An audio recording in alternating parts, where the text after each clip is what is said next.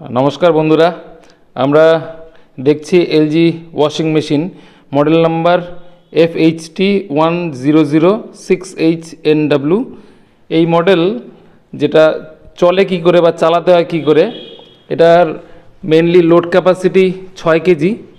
তো এটার কি কি ফিচার্স আছে এবং কীভাবে চালানো যায়, কি প্রবলেম হলে সেটাকে অ্যাডজাস্ট কী করে করতে হয় সেটা আমরা জেনে নেব। আমার সঙ্গে টেকনিশিয়ান আছে, তো বলো। সবার ফার্স্ট হচ্ছে ওয়াশিং মেশিনটা কত কিলো। 6 কিলো শুকনো কাপড়, ঠিক আছে। কি করে বুঝবো 6 কিলো শুকনো কাপড় কতখানি হবে? না মেপে মোটামুটি আইডিয়া করে মেশিনের মধ্যে কাপড় দিয়ে এতটা বাদ রাখতে হয় উপর থেকে, এভাবে এর নিচ থেকে কাপড় থাকবে 1 বিগ। হ্যাঁ, বা যদি আমি ওটা নাও দেখতে পারি তাহলে আমাকে গেটটা লাগবে এই কাটা যে কাজটা আছে এতটা পর্যন্ত দিতে হবে, ঢেউটা পর্যন্ত। এটা ম্যাক্সিমাম 6 কিলো কাপড়। এবার কাপড়টাকে অ্যাড করলাম। যদি বড় কাপড় হয় তাহলে জিগজ্যাগ ভাঁজ করতে হবে, আর ছোটো কাপড় হলে ডাইরেক্ট চলে গেল। আর যদি এমন কোনো কাপড় থাকে যেখানে সেফটি পিন আছে বা বোতামগুলো ঝুলছে, এক্ষুনি তো খুলে যাবে, ওরকম না দেওয়াই ভালো হবে। কয়েন ফয়েনগুলো বের করে দিতে হবে। এটা হচ্ছে ডিটারজেন্ট চেম্বার। এখানে পার ওয়াশ আমাকে সার্ফ বা লিকুইড আমি যেটা ইউজ করবো, পাউডার যদি হয় সেটা ইউজ করবো। কী করে দেবো, কতখানি কাপড় আছে নোংরাটা আইডিয়া করে নিলাম যে 1 কাপ লাগতে পারে। যদি বাড়িতে বাইরে 1 কাপ লাগে তাহলে এখানে একটু কম লাগবে। নর্মাল ওয়াশ হচ্ছে এটা প্রি ওয়াশ, এটা হচ্ছে ওই সফটনার যেগুলো আছে সেগুলোর জন্য।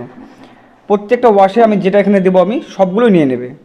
Normal wash, pre wash. যদি এখানে আমি 1 চামচ দিই, এখানে হাফ চামচ দিলেই হয়ে যাবে। সেটা পরে বলছি আমি কী করে অ্যাড করবো। কাপড়টাকে অ্যাড করলাম, সার্ফটাকে আমি অ্যাড করলাম। জলটা অল টাইম খোলা থাকবে, জলের কলটা। সুইচটা অন করে দিই, পাওয়ারটাকে প্রেস করলাম, মেশিনের লাইনটা চলে এলো। এটা ফুল এখন অটো মোডে আছে। যদি আমি কোনো কিছু না করে কাপড় দিয়ে সার্ফ দিয়ে যদি স্টার্ট করে দিই তাহলে অটোমেটিক স্টার্ট হয়ে গেল। অটো সেন্স করছে এখানে কতখানি মেশিনে কাপড় আছে, তার উপর আইডিয়া করে কতখানি জল লাগবে কি লাগবে মেশিন সব অটোমেটিক নিয়ে নেবে। দেখেন এখানে সেন্স করছে। এবার টাইমটা এখনও দেয়নি, ডোরটা লক হয়ে গেছে, এখন ডোর টানলেও খুলবে না গেটটা, ঠিক আছে। মেশিন চলতে শুরু হ্যাঁ, 2-1 বার ঘুরবে কতক্ষণ আমি কি লোড দিয়েছি মেশিনের ভিতরে। যদি ভেজা কাপড় হয় টাইমটা একটু বেশি নেবে, শুকনো হলে কম নেবে টাইম। নর্মালি শুকনো কাপড়ই দেওয়া উচিত।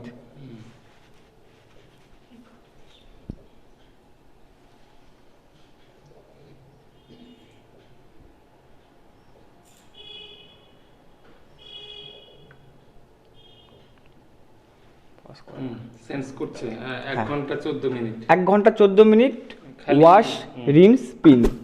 প্রোগ্রামটা 1 ঘন্টা 14 মিনিটের। এর সঙ্গে অ্যাড হবে জল আসা, জলটা বেরোনো। জলের স্পিড যদি এখানে ভালো থাকে তাহলে অল্পের মধ্যে হয়ে যাবে, না ছাড়া টাইমটা বেশি নেবে। এখান থেকে এখন জল নিচ্ছে, ঠিক আছে। এখনো নেয়নি, মানে 2-1 বার জিগজ্যাগ এদিক ওদিক নিবে, নিয়ে তারপর স্পিডে নিতে শুরু করবে।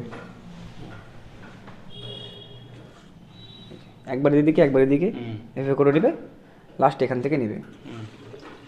জল নিতে শুরু করেছে, মানে এটা ওয়াশ ডিটারজেন্ট পাউডারগুলো নিয়ে নিচ্ছে, সব নিয়ে নিচ্ছে ভেতরে। যেহেতু নর্মাল ওয়াশ দিয়েছি আমি, সেই জন্য বাঁ দিক থেকে নিচ্ছে। যেটা আমি বললাম নর্মাল ওয়াশ চেম্বার, এটা বাঁ দিক থেকে এখন জল নিতে থাকবে অল টাইম। এইবার আমি যদি প্রি ওয়াশ করি, আমি সার্ফ দিয়েছি এখানে 1 চামচ, ডান দিকে দিয়েছি হাফ চামচ।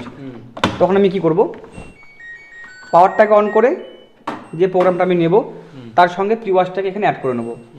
মানে সব প্রোগ্রামে কাজ করবে না, এই যেটা হয়ে গেল। প্রি ওয়াশটা অ্যাড করেছি। এবার যদি আমি স্টার্ট করি তাহলে কি হবে, কাপড় ধোয়া মানে প্রোগ্রাম শুরু হওয়ার আগেই ডান দিক থেকে 20 মিনিট জল এখান থেকেই নেবে। জলটা নিয়ে মেশিনে যে কাপড়টা আছে ওটাকে 20 মিনিট ধুয়ে নেবে। প্রি ওয়াশ, এক কথায় ওয়াশের আগে একবার ধুয়ে নেবে, নিয়ে ওটাকে বের করে দেবে।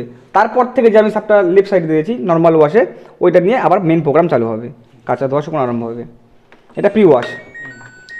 আর যে কাপড় আমি দিয়েছি শুধু এখানে দেখতে হবে কী ধরনের কাপড় দেওয়া আছে। ফুললি অটোমেটিক মেশিন, কিছুই করতে হয় না, তাও বলে দিই।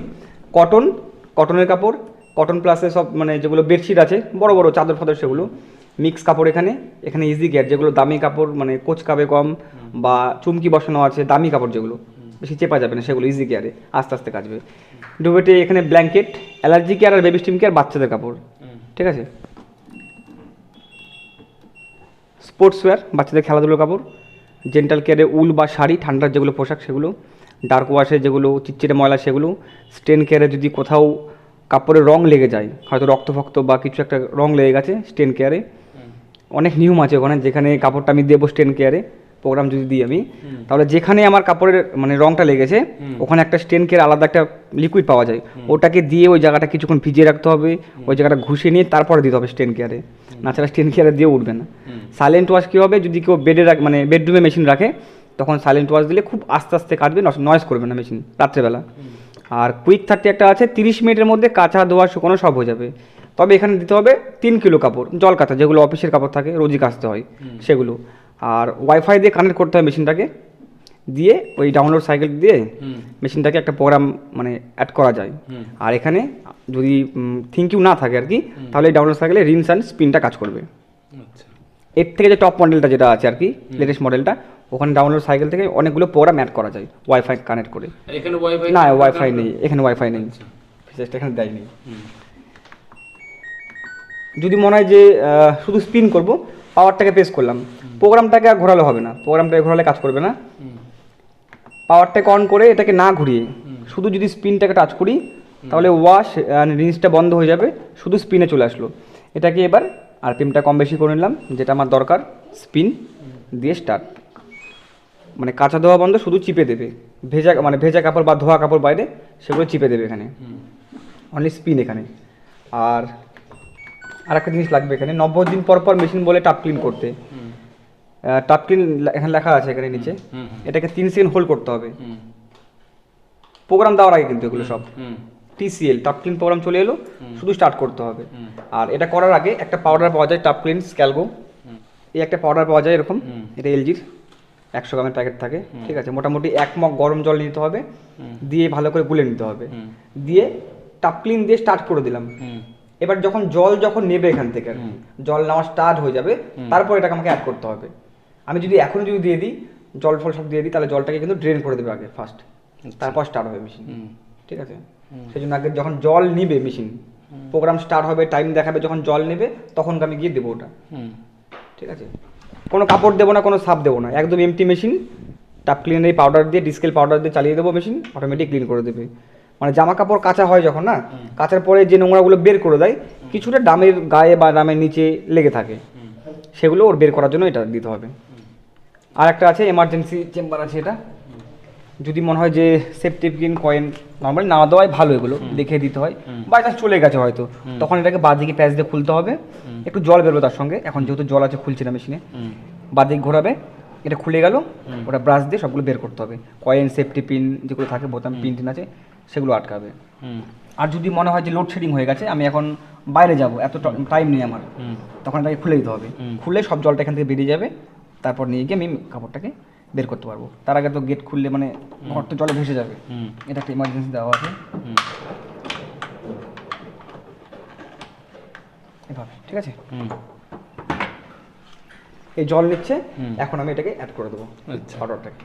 আচ্ছা, গরম জলটা তাহলে দাও, এটাকে অ্যাড করে নিলাম, মোটামুটি ভালো গরম আছে জলটা, ধোঁয়া উঠছে, দিয়ে ভালো করে এটাকে গুলিয়ে নেবো, এটা দিয়ে এখন গুলিয়ে নিয়ে 2-3 মিনিট একটু রেখে দেবো, তাহলে ভালোভাবে গুলে যাবে। তারপরে গিয়ে ওটাকে আমি অ্যাড করে দেবো যেখানে আমি ডিটারজেন্ট ইউজ করছি সেখানে। গোলানো প্রায় শেষ এবার, ঠিক আছে, জল একদম ক্লিন হয়ে গেছে, আর মোটামুটি 5-7 মিনিট হয়ে গেল প্রায় গোলানো আমাদের। এবার আমি এটাকে স্টার্ট করে দিই আবার,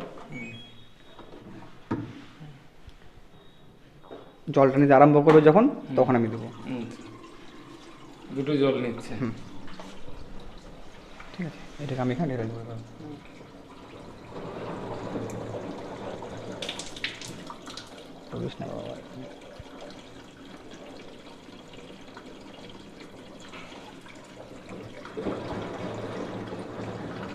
পুরোটা অ্যাড করে দিলাম, ব্যাস দিয়ে বন্ধ করে দিলাম। কোনো সার্ফ নেই, কোনো কাপড় নেই, পুরো এমটি মেশিন, শুধু ওই টাপ ক্লিন স্ক্যালগো পাউডার দিয়ে TCL মানে টাপ ক্লিনকে 3 সেকেন্ড হোল্ড করে নিয়ে শুধু স্টার্ট করলাম, ব্যাস কাজ শেষ আমাদের।